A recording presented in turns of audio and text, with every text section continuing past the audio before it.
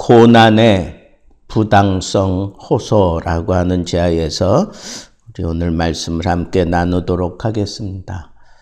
한마디로 얘기하면 지금 내가 당하고 있는 이 고난은 부당하다라고 하는 것이죠.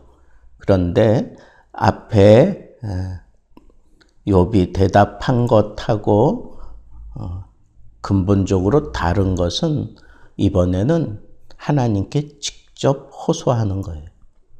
하나님께 직접 내가 아뢰리니 그러면서 하나님께 하나님 나에게 이런 고난 주시는 거 이거 부당합니다 라고 하는 그런 얘기를 지금 늘어놓고 있는 것입니다. 오늘 본문을 이렇게 정리하면 이렇게 고난이 왜 부당한지 그 이유를 얘기를 하고 있어요. 한마디로 얘기하면 내가 이 고난 때문에 곤비해서 못 살겠다 이거예요. 내가 참 피곤하고 힘들다는 거예요. 너무 힘들다는 거예요. 왜 나를 정죄하십니까? 라고 그렇게 1절과 2절에 얘기하고 있어요. 그러니까 하나님은 왜 이 사람들을, 친구들을 보내서 나를 위로할 사람들까지도 왜 나에게 이렇게 정죄하고 있는 것을 하나님 왜 그냥 놔두십니까? 하는 그런 차원에서 하나님께 이제 호소하는 거예요. 내가 이런 고난 당하는 거 이건 참 부당하다.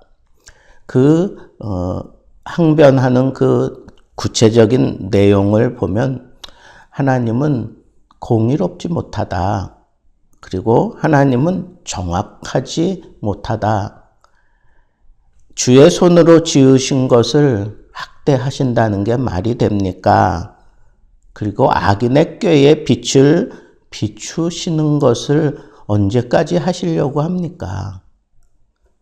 그리고 하나님이 육신의 눈이 있나이까? 주께서 사람처럼 보십니까? 그러니까 사람처럼 왜 그렇게 실수하는 그런 모습을 나에게 느끼게 하느냐 하는 그런 얘기를 하고 있는 거예요.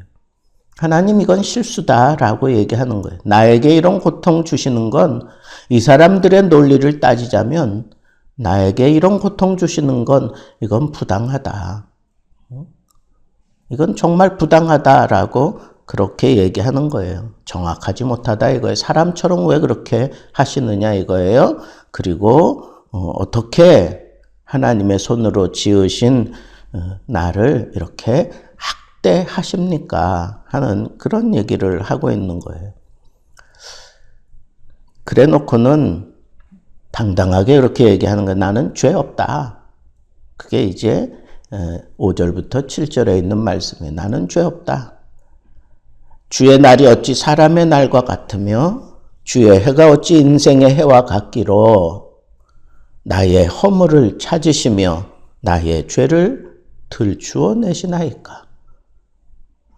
하나님의 그 권능과 하나님의 그 신묘막측한 그런 능력으로 어찌하여 나 같은 존재의 죄를 들추시나이까. 주께서는 내가 악하지 않은 줄을 아시나이다. 주께서는 지금 내가 악을 저지르지 않은 것을 아십니다. 그럼에도 불구하고 주의 손에서 나를 벗어나게 할 자도 없습니다. 그 얘기는 누구의 어떤 압력이나 아니면 누구의 어떤 호소를 통해서 나를 이렇게 다루시는 게 아닌 것을 안다는 거예요.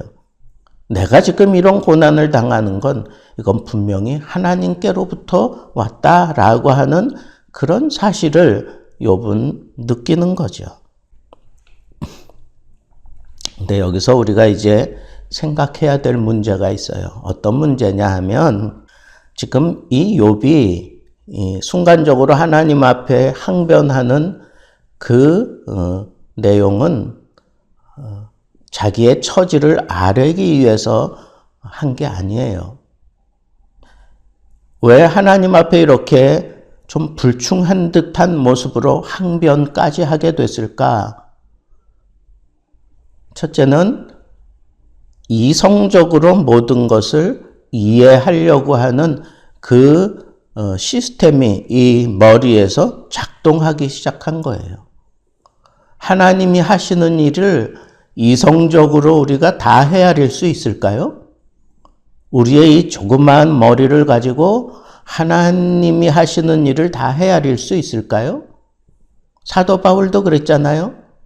어떻게 그 조그마한 머리를 가진 사람이 하나님을 알 수 있느냐고. 그 조그마한 머리로 어떻게 하나님을 다 품고 알 수 있느냐고.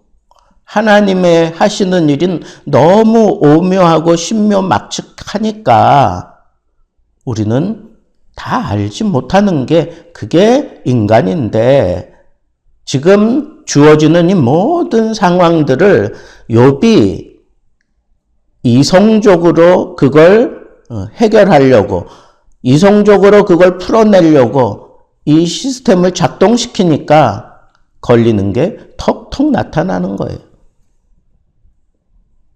제일 먼저 걸리는 게 뭘까요? 이 사람들이 얘기하는, 친구들이 얘기하는 인과응보적인 그런 논리를 따지자면 나는 틀림없는 죄인이 될 수밖에 없다는 거예요. 근데 나는 아닌데 왜 나를 이렇게 심각한 상황으로 몰고 가도록 하나님 왜 나를 이렇게 놔두시는 겁니까? 이 서운한 마음이 드는 거예요. 이성적으로 생각해 보니까 이게 서운한 거예요. 이성적으로 모든 것을 판단할 때에는 딱 맞아 떨어지지 않으면 인정하지 않아요. 이성적으로 그게 작동해서 나에게 가져다 주는 것은 명쾌함이 아니라 서운함이에요. 안타까움이에요. 결국은 괴로움에 괴로움을 더할 뿐이에요.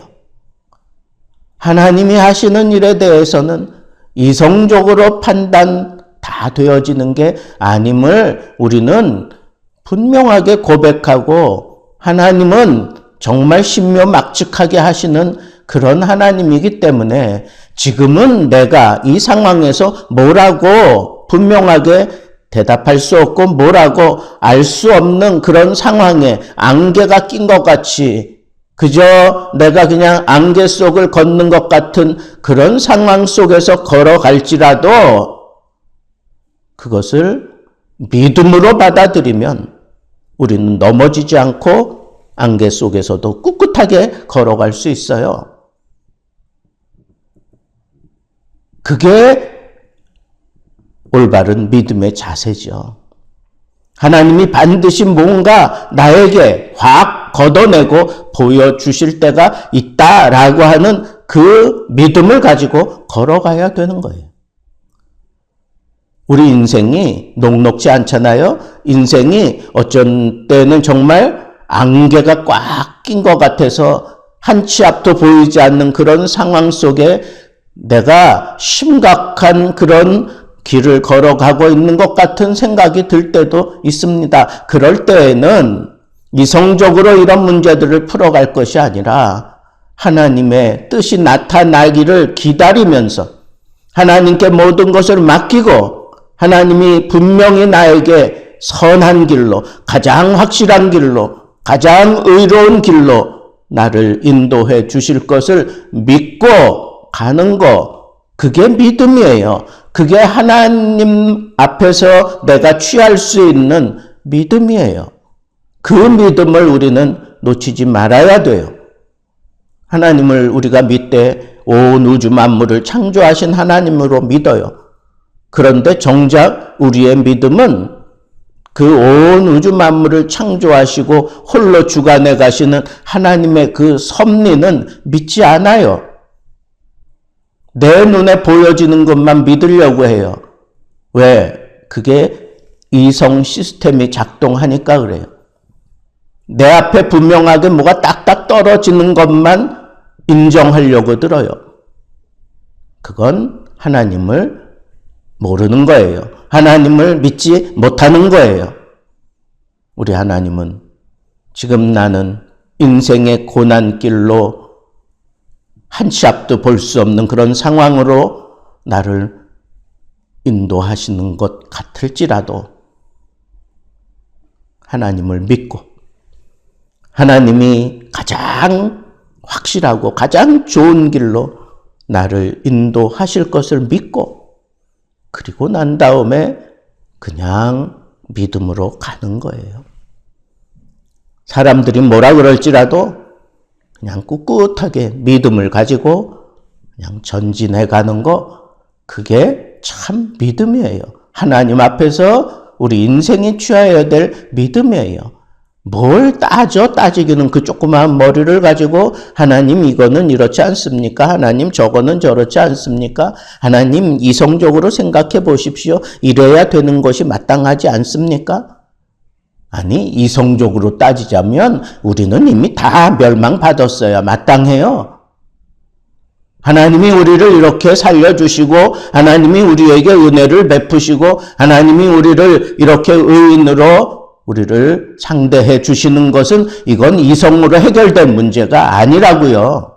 믿음은 이성의 수준에 머물러 있는 게 아니에요. 그보다 훨씬 뛰어난 그러한 수준에 머물러 있는 게 그게 믿음이에요. 그래서 믿음을 가진 자들은 이 이성에 따라 움직이는 이 세상의 사람들이 그의 권한을 가지고 권력을 가지고 힘을 가지고 능력을 가지고 돈을 가지고 여러 가지 무슨 그런 걸 가지고 믿음을 가지고 하나님을 바라보며 걸어가는 자들을 절대로 무너뜨리지 못한다고 그러지 않아요? 성경이 그렇게 얘기하잖아요. 이런 믿음을 가진 자들은 세상이 감당치 못하는 사람이라고.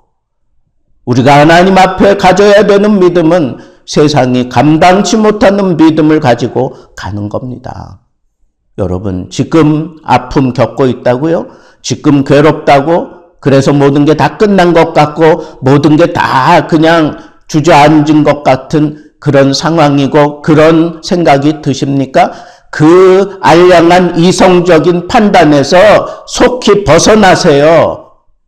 하나님의 깊은 계획과 섭리는 이런 고난의 이 장막이 다 고쳐질 때 되면 내 믿음, 붙잡고 씨름했던 그 믿음을 정금같이 나오게 만들어 하나님이 이 세상이 감당치 못하는 사람으로 우리를 만들고 하나님 친구 삼고 하나님이 그 사람을 사용해 주시는 겁니다.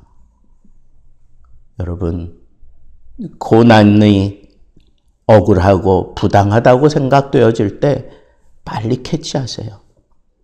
내가 지금 하나님을 바라보고 있나? 아니면 이성을 바라보고 있나? 욥이 걸린 함정은 바로 이거였습니다. 그래서 말도 안 되는 소리들을 하나님 앞에 주저리 늘어놓을 수밖에 없었습니다. 여러분, 이성을 붙잡지 마세요. 믿음을 붙잡으세요. 하나님 앞에 우리가 붙잡아야 될 것은 믿음이지 이성이 아닙니다. 그렇다고 우리가 비이성적으로 살라는 것 아닙니다. 믿음을 가진 자일수록 더 이성적으로 살아가게 되어 있습니다. 왜? 초월에 있는 것이니까. 우리 살면서 고통에 막 사로잡히고 고통이 나를 휘몰아치며 막 힘들게 무겁게 할 때 그때 이 말씀 기억하세요. 믿음을 붙잡아라. 믿음을 붙잡고 간다. 하나님 앞에 내가 붙잡아야 될 건 믿음이다. 이 믿음 가지고 여러분 인생 하나님이 붙잡고 귀하게 쓸 수 있는 세상이 감당치 못하는 믿음의 사람들 되기를 우리 주님의 이름으로 축복합니다.